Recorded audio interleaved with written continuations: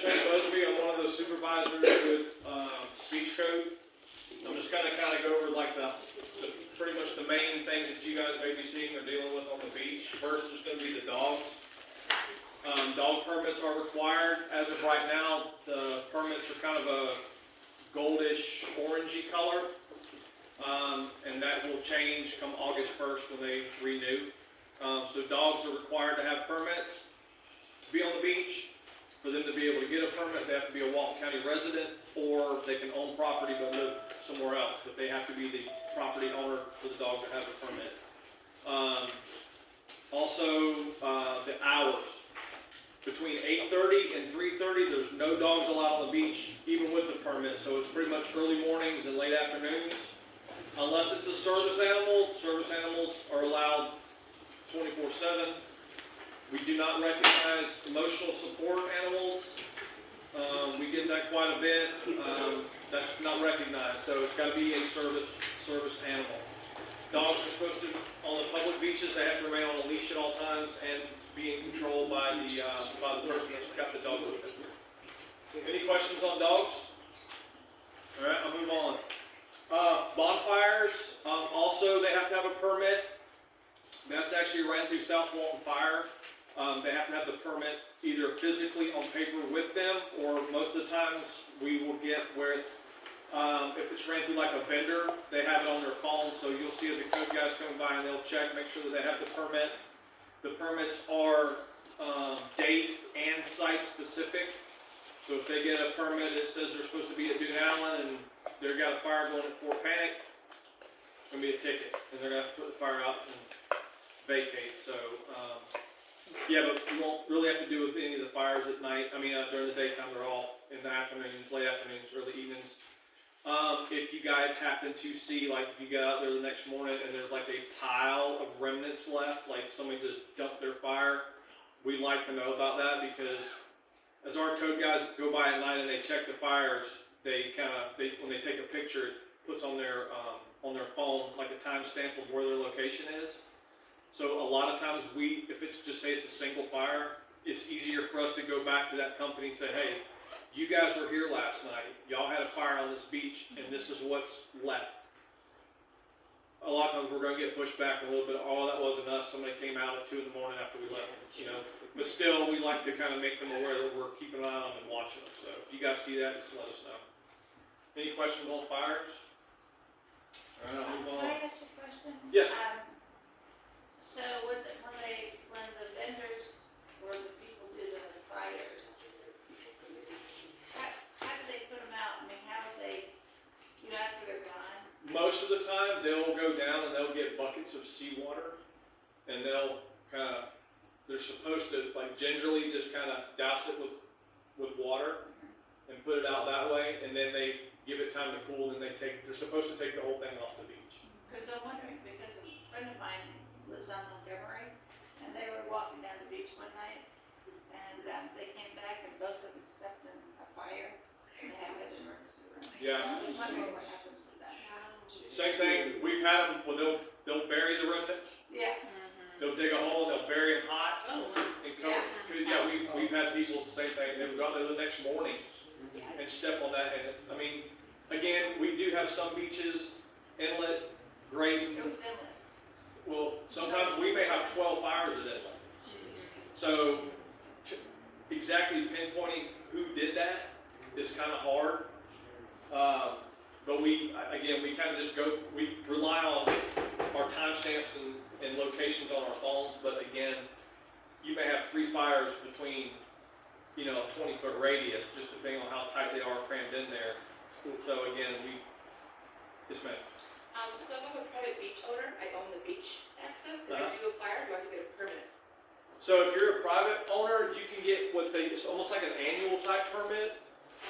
You call South Walton and do that, but even though you have that annual permit, you still have to call every night that you're going to have a fire and get a new permit number issued. You don't have to pay for it, because normally I think a bonfire permit is like $150 or so. But if you're the private homeowner, you just have to call them, they'll issue you a permit, you hang out on your phone, but you just don't have to pay for it. I don't own beach property, by the way, Okay. just to clarify that. Does the same go for dogs too? Can private beach owners take their dogs out on their beach anytime they want to, Yes, as long as they're on their beach property? yes. But do they have to be licensed? I'm sorry? That they have to be licensed, the dogs? Not if they're on their if you own beach property and you have your dog out there we generally just, unless your dog's running all over the place being crazy and jumping property lines, we'll say something. But if you're just kind of sitting there with your dog and you're reading your book and your dog's sitting by you on your property, we leave you alone. So they don't have to be on the leash if it's on private property. So right now, the ordinance, it's been rewritten to include that the dog has to be in control. The ordinance has not been passed yet. We're still running off the 22 ordinances. So we're hoping by April it'll get back to the commissioners and they'll pass the new ordinances, which will say that even on private property, the dogs have to be in control of the leash. I would think because they could run. Yeah, but as of right now, no. The way it's worded right now, no. Any more questions for that? All right. Glass, that's kind of a self-explanatory thing. If you guys are out there and y'all see anybody sitting there drinking a beer, or the biggest thing we have, a lot of people don't really think about it, is when they're doing their morning walks with their ceramic coffee mugs. Still considered glass. So we check for ceramic mugs, glass bottles, containers they may bring lunch down in, or a bowl of fruit or something. If it's glass or ceramic, it can't be on the beach. It can be a $100 fine per container. Yeah, it can get pretty steep. What we generally tell people, because 9 out of 10 people really don't know.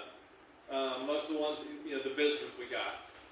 Honestly, the biggest problem we run into a lot of times is the locals that do know. But to me, a telltale is like if I'm approaching somebody that has glass and I see them kind of stick it behind their leg, or I know that they know. Why are you hiding it if you know what I mean? So, but these plastic cups come in handy. A lot of our code officers carry them because we will approach somebody on the beach and their immediate thought is, oh, I got to pour this out.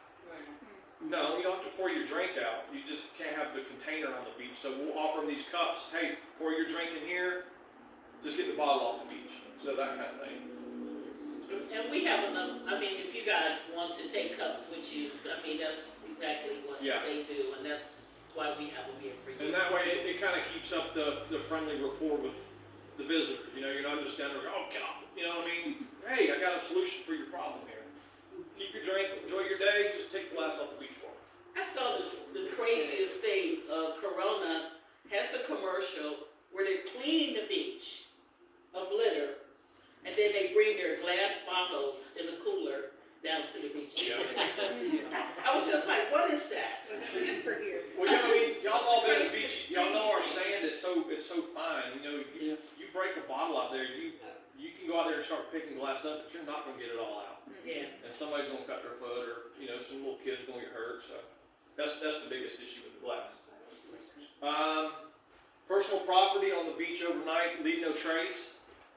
So 1 hour. Let me get my thoughts here. 1 hour after sunset, up to 1 hour after sunrise. Okay. If we're coming through an hour after sunset and there's still stuff on the beach, we'll tag it or take it. And that goes, we won't take it on private property. If somebody leaves a canopy tent out there on the beach behind their house, we'll tag it.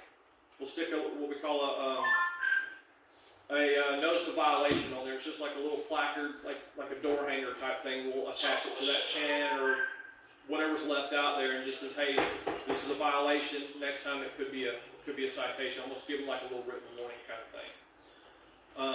So yeah, if you guys are out, if y'all happen to be feeling froggy and want to get out at 5 in the morning and you see stuff left out, you can let us know, and we'll get it out. Well, our officers are not out at 5. The earliest we get out, our morning shift starts at 6, and we run till 4:30. Our evening shift comes on at 1, and they work till 11:30 at night. So we could possibly have somebody out there at 6:30 to check your leave no trace type stuff. But anyhow, any questions on that? All right. Steel blade shovels, not allowed. That includes even the little teeny tiny ones, like from Alvin's Island or something. the biggest thing we notice is people bring their household shovels, you know, for like digging up their garden or whatever, and they'll dig these holes as big as this table out there, so. Biggest reason we tell them, and we kind of put a little guilt trip on them about the shovels and the holes, which I'll just go ahead and combine them. I always put the turtle guilt on them. Hey, these turtles will come in and they'll fall in these holes and they can't go backwards, so they'll fall in these holes and they'll suffocate and die. What? No, we'll fill it in right now, so. Give them that, or we also tell them that, you know, the lifeguards, us, sheriff's department, traversing the beach, you know, we have to get to whatever type of emergency, especially these guys, because the lifeguards run four-wheelers and trucks. If they're going to help a drowning victim, and they don't want to run off in some massive hole, and, you know what I mean? So that's another reason we have them fill in the holes. The ordinance says a 2x2 or 2x3 hole is like as big as they can get. So generally what we will do is we see them digging something bigger, we'll just politely go up to them and say, hey, turtles, lifeguards, whatever, please fill in your hole, and that is a finable offense also. There's also the 7-year-old girl in South Florida that died underneath. So you Absolutely. can mention that, like, this is a Yeah. news report, this happened recently. Yeah. You don't want that to be your kid or Yeah. an adult for that matter. Yeah, because somebody called the other day, there was a big hole, like a 10 by 12 hole Wow. out towards inlet, so, Then a group of people does that. man, I said a group of people does that. absolutely. Any questions on the shovels or holes? Alright, the tents. The tents are supposed to be a 10 by 10 footprint. Most of the canopy tents, the pop-up type tents, most of them are 10 by 10. Some of them come 11 by 11. We'll work with them. But if they come out of those big massive ones, they're like 15, 16 foot wide, no. If they try to cram 3 or 4 of them together, no. They have to leave a 4-foot corridor in between. So we'll stop them from that. The biggest thing we've had is these, and I know y'all seen it, is these kind of floppy type tents. It's got the 4 poles, but they got those long ropes with the sandbags that come out and they stretch out about 20 feet. 20 feet. So the canopy itself over their head is 10 by 10, but their overall footprint's bigger than that. So what we will tell them to do is they'll take that sandbag and they'll roll it up on that rope and just kind of wrap that rope. As they roll it in, it's still going to keep tension to hold their tent up, but it brings that footprint in. They may give you a little bit of argument. If they do, just, hey, all right, no problem. If code comes by, they might write you a ticket. I mean, we don't expect you guys to be out there enforcing things, but you guys are there to kind of educate and help remind them, hey, you know, this could be a violation, you could get in trouble, so just trying to help you. Also, the tents on public beach have to be on the back half, on the dune half of the beach. So visually, kind of get 50% from the water's edge to the dune, split that line, the tents have to be on that back half. If you see them up front, again, you can just remind them, hey, tents have to be on the back half. Code may come by and ask you to move. We have had these tents, the cool cabanas. I know y'all seen them.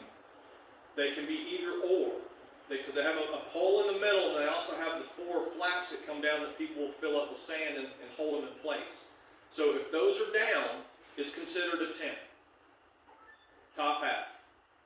All right. If they roll them up and they're just using the single pole in the middle, it's an umbrella. They can be on the front half. Hey, I don't make up the rules. I just tell them what. But I can just see them sneaking and doing that. Yeah. So again, with this new ordinance, the wording is changing to actually give a strict definition between tents and umbrellas, because the ordinance that we got right now is kind of. You got those shibumis that are like the kind of, you know what I'm talking about, just kind of flapping in the wind. We try to tell them to kind of bring it in 10 by 10. Those we really don't worry about, but I mean, it is what it is. Any questions on the tent? Yes, sir. On the distance and enforcing it, I've had code enforcement tell us it's the top third of the beach, and we're in half, and they want us to move it farther down. That's happened several times to me and to people that, Well, yeah, it should be the top half, not the top third. okay, It should be half. Because like so we had signs designed last year. I don't know if y'all seen them. we got with beach ops, and we worked together, we designed these signs, and it says, no tents beyond this line. We put them in these big, heavy-duty frames, and we handed them out to last year we had the seasonal paid beach ambassadors at the regional accesses, and they were putting them out. Now we pass those signs on to the managed vendor program guys, the chair rental guys. Well, they're putting it at the third mark. It's their advantage, to their advantage. Well, and again, if our code guys are going by and they notice, hey, this sign is, and I will reiterate that to our. But it's I'm not our, talking about code guys telling us to move the tent. You talking about last season? Yes, Telling you to move the tent to where? to the third. Back there. Upper third, Upper third? yeah. Okay, all right, well, I will get with the other shift supervisor, and we will reiterate to our guys that it's half, not third. So if we go to the beach and it's at the third mark, can we move it to the half mark? Yeah, because that's what the code states, is the top half. There's even little signs on the beach that beach officers, but there says half. You know, it's two different messages. Yeah, I don't know who was telling you that, but they were not right. Yes, sir. Yeah, a few years ago, when the way the rule was applied was to say all tents need to be behind a lifeguard stand, was very simple to do. I just thought I'd mention Right, that in case there but was the a- lifeguards, I think the lifeguards will move their stands as well, and you guys actually go out and measure halfway. Yeah, I'm just saying. So It was just so for simple. us, it's just with the tide, so if Yeah. the tides come out, we'll have to pull it back a Sure, little bit. yeah, so, yeah. It was just so simple, that's all. I know, No other signs were needed, no nothing, yeah. but you know how it is sometimes. The more simple it seems, the harder it is. Any more questions on tents? All right, already kind of covered holes. Double red flags, that's a $500 citation from us. We will assist lifeguards, you'll see us riding up and down the beach, most of the time with our lights going, telling people to get out of the water. Yeah. The biggest issue that we've had is, well, so-and-so said I could go knee deep. No. So-and-so said I could be ankle or shin deep. No. Out of the water. Water's closed means water's closed. Like I told the class last week, I tell my people intent. Look for the intent. If you see somebody intently walking into the water, to me that's a citation. If somebody's taking a walk down the beach because they can't get in the water and they're tired of sitting in the waves as they're walking or washing up on their feet or hitting them, to me that's not intent. They're just taking a walk down the beach, walking on the wet sand to stay off of somebody's private property. So that is not intent. I'm not going to write somebody a ticket for a wave hitting them on the foot. But if they stop and go, I'm going to go cool off real quick, and they walk out to waist deep, they're going to get a ticket. So again, you can just remind people, hey, water's closed. We prefer dry sand. Stay on the dry sand. But again, if you're walking if it's double red flags, more than likely the waves are kind of up anyway. So you're going to get that road wave that may roll up a little higher than the one before it and get you a little bit wet. So again, to me, I look for the intent. Any questions on double reds? Y'all have any other code questions at all? Yes, sir. Yeah, there, it says foot easement page. I think that was kind of talking maybe about the foot easement. I don't know what I had that there for. Maybe Let's that, leave it in there. maybe that top half of the beach. Oh, yeah, so we do leave a 15-foot, Oh, yeah, that's what it is. We leave a 15-foot corridor Transfer, yeah. from the toe of the dune out, and we try to do both at the water's edges as well, to leave for emergency vehicles, lifeguards to get through, sheriff's department to get through, us to get through, if needed. We also leave a north and south 10-foot corridor from the water all the way to the dune for the lifeguard towers. So nobody is sitting in front of the lifeguard tower or behind the lifeguard tower in case they've got to get on their ATV or they have to get their jet ski or their their surfboard or whatever to get out to the water to help somebody. So we do leave those easements there. We try to tell everybody, if we see them sitting in that, right up against the dune, hey, do you mind moving up a little bit if possible? Y'all know as well as I do, you get beaches like Blue Mountain or Gulfview Heights that is already crammed enough, and sometimes there's not room to move. So that's why we do both. We try to do a 15-foot at the water's edge and back, so in case this happens to be crowded, we may be able to go around water's edge and get to where we need to go.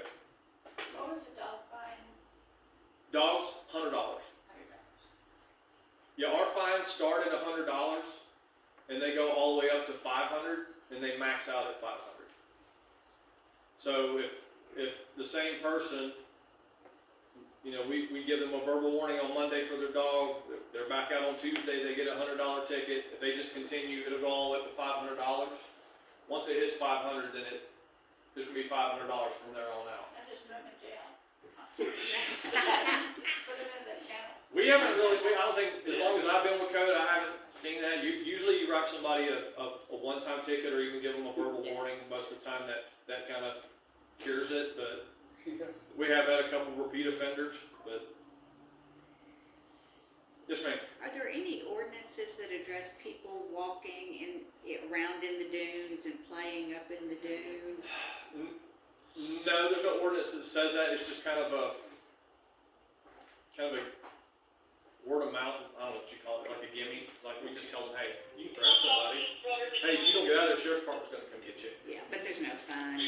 Most of the time it's kids, you know, but yeah, we don't have anything in the ordinance. Now we do, I'm sorry, we do have things that say, you know, there's no camping, no overnight camping, type of stuff, because we've had people in the dunes, like over at Inlet, they'll slip back in there and they'll bring their sleeping bag and, you know, want to take in the stars and just sleep in the dunes for the night, so yeah.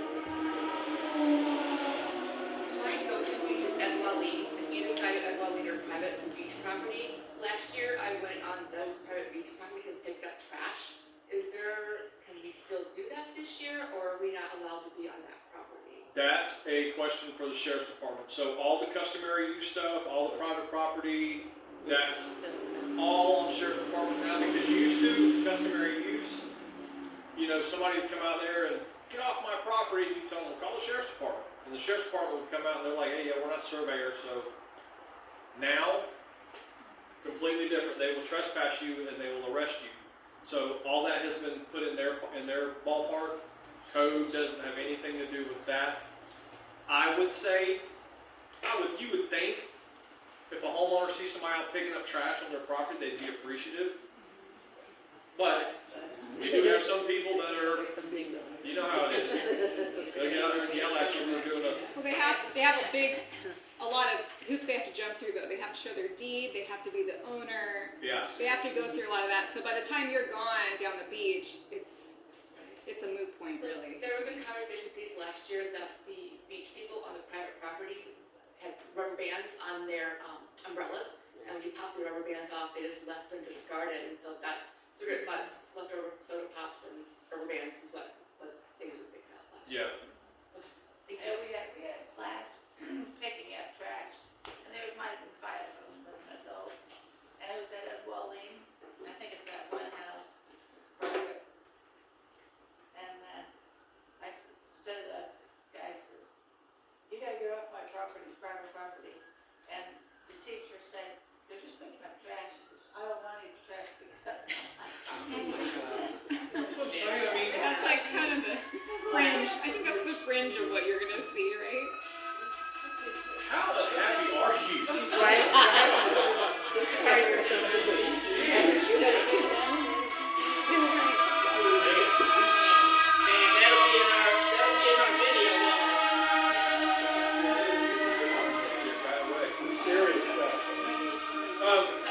Yeah, any more questions for me about code, anything to do with code? Okay. All right. Thank you. Thank you. How effective was the increase in the fine for double red flag?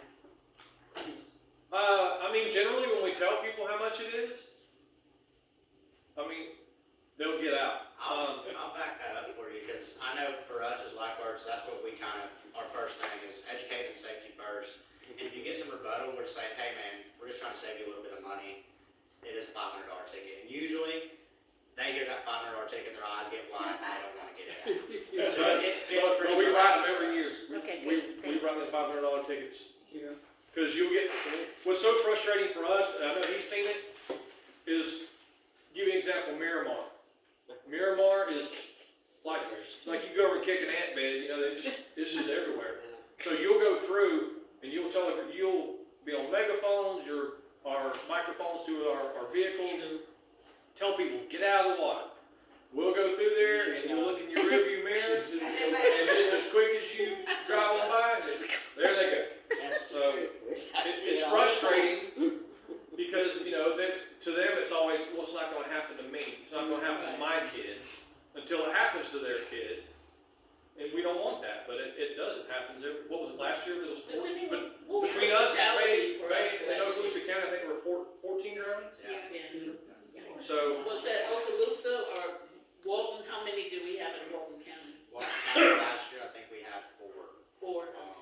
Yeah. yeah, Bay County, but I think Bay County got named like the Bay most County, dangerous beach in Yeah. the US, so, They were named that. yeah, that's not a good title to have. That's but not a good If people would listen, then Right. the count would be 0. Mhm. But, all right, I'm gonna get out of y'all's hair. Thank you Thank so you. much. Thank you.